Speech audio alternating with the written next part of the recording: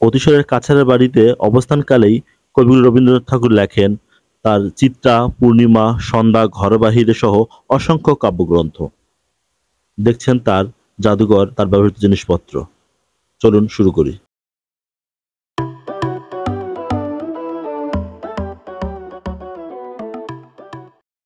আমি এখন দাঁড়িয়ে আছি নওগাঁর আত্রাই উপজেলার রবীন্দ্র কুঠির বাড়িতে।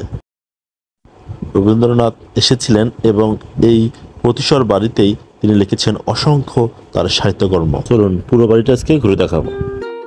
নওগাঁ জেলার আত্রাই উপজেলায় প্রতিসর গ্রামে নাগার নদীর তীরে অবস্থিত রবীন্দ্রনাথ ঠাকুরের কুঠির বাড়িটি। নওগাঁ শহর থেকে বিশ্বকবি রবীন্দ্রনাথ ঠাকুরের স্মৃতি বিজড়িত এই বাড়িটির দূরত্ব প্রায় ৩৬ কিলোমিটার। পৃথিবী এবং বাংলাদেশের যে কোনো স্থান থেকে এখানে আসতে পারেন। ঢাকা থেকে যারা আসবেন, ঢাকার কল্যাণপুর, গাবতলী, আবদুল্লাপুর থেকে এসআর, শ্যামলী, হানিফ, মো এন্টারপ্রাইজ ইত্যাদি সব বাস ছাড়ে, এসি, নন এসি, এবং এই বাস ভেদে প্রায় ৬০০ থেকে ১৪০০ টাকা ভাড়া হয়ে থাকে।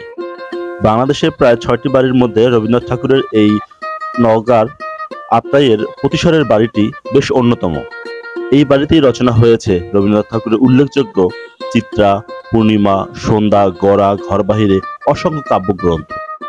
সাহিত্য রচনার পাশাপাশি জমিদারি দেখাশোনা করেছেন তিনি এই অবহেলিত প্রতিসর এলাকার মানুষজনের।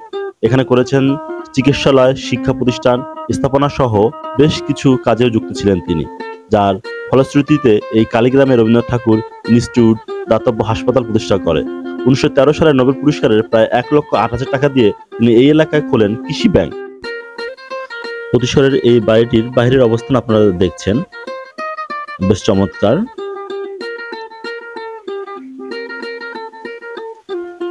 এটি হচ্ছে পুকুর পাড় এবং তার পাশে তার একটি অবয়ব রয়েছে, যেটিতে আসলে তিনি বসে রয়েছেন বেশ সুন্দরভাবে। আপনারা খেয়াল করছেন সেটি। এই কুঠিবাড়িটির পাশে প্রতিসর রবীন্দ্রনাথ স্মৃতি বিনোদন পার্ক রয়েছে, আপনারা এটা দেখতে পারেন।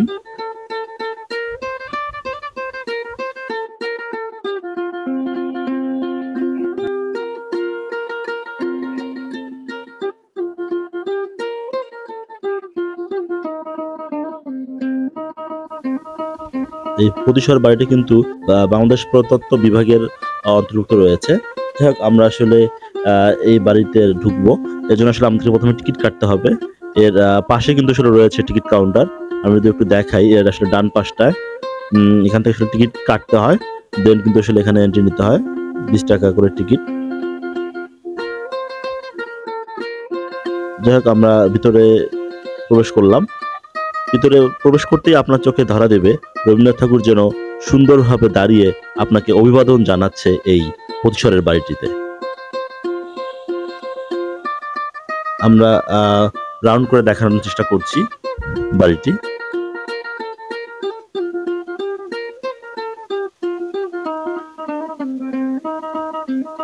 আমরা ডান পাশ দিয়ে আসলে ইন করলাম, আপনারা খেয়াল করছেন।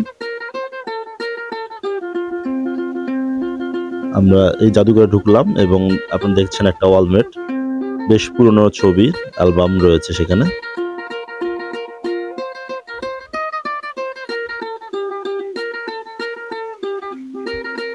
তার ব্যবহৃত এটা আসবাবপত্র।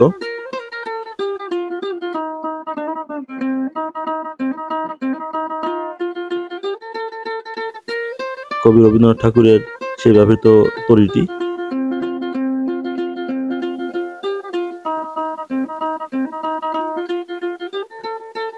ওয়ালমেটগুলোতে বেশ দারুণ গুরুত্বপূর্ণ তথ্য রয়েছে।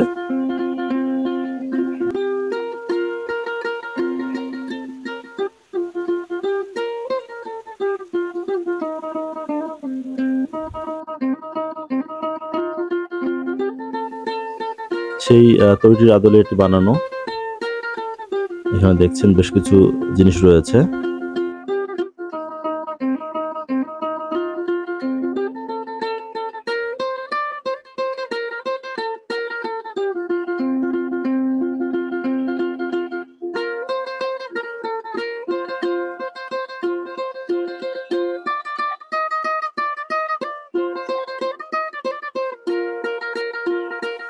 আমরা আরেকটি ঘরে যাব। আসলে বেশ কয়েকটি ঘর রয়েছে এবং ঘর অনুযায়ী আসলে জিনিস সাজানো রয়েছে।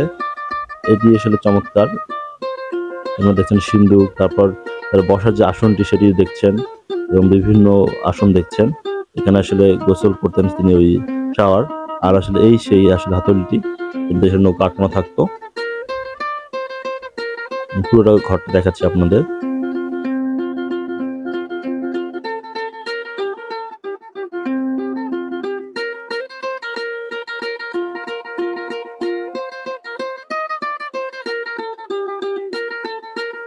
এই মোটামুটি ছিল আমাদের ঘুরে দেখা। আসলে আমরা আপনার দেখানোর চেষ্টা করেছি। আমরা রবীন্দ্রনাথ ঠাকুরের যে আসলে সংরক্ষণশালা, এই আত্রাইয়ের যে বাড়িটি রয়েছে প্রতিশরে, সেই বাড়িতে আসলে যেগুলো সংরক্ষণ করা রয়েছে সেগুলো আসলে দেখানোর চেষ্টা করেছি আপনাদের। জানি আপনি কেমন লেগেছে, আপনারা কমেন্টে অবশ্যই জানাবেন। আর আমরা আসলে এর পাশে কিন্তু সুন্দর বসার আসন রয়েছে, দেখছেন পার্কের মতো অনেকটি। সামনে এটি আসলে আনসারের ব্রাক, যারা আসলে এখানে পাহারা দেয় অনেকেই। তো এটা আসলে বেশ চমৎকার, এই জন্য আসলে ভাবলাম আপনাদের এটাও একটু দেখিয়ে রাখি। আপনারা চাইলে এই পাশটা আসলে আসতে পারেন।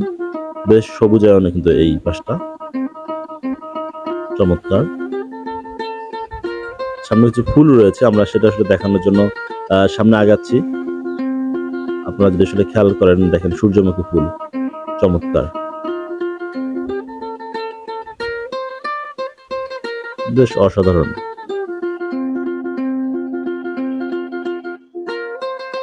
নওগাঁর আত্রাইয়ের প্রতিশরের এই বাড়িটি প্রায় কিন্তু 10 একর জায়গা জুড়ে।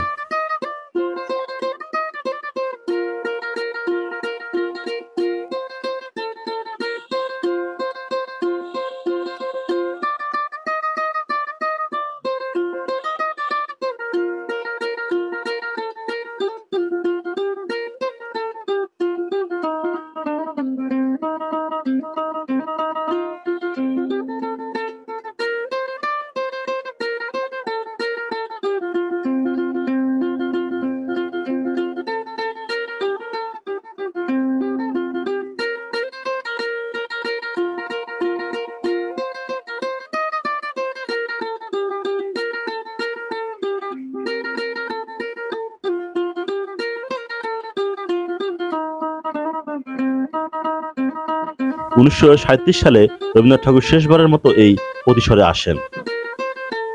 তার এই প্রতিশরের বাড়িটি বর্তমান প্রত্নতত্ত্ব বিভাগের তত্ত্বাবধানে রয়েছে। প্রতি বছর 25শে বৈশাখ রবীন্দ্রনাথ ঠাকুরের জন্মদিনে এই প্রতিশরে আয়োজন করা হয় বিভিন্ন লোকজ মেলার। দূর দূরান্ত থেকে এখানে আসে অসংখ্য দর্শনার্থী। আজকে ভিডিওটি আমরা এখানে শেষ করছি। আবার দেখা হবে নতুন কোনো আয়োজনে। সে পর্যন্ত ভালো থাকুন। ফেসবুক থেকে দেখলে অবশ্যই ফলো দেবেন, আর ইউটিউব চ্যানেল থেকে দেখলে সাবস্ক্রাইব করে আমাদের পাশে থাকবেন। ধন্যবাদ।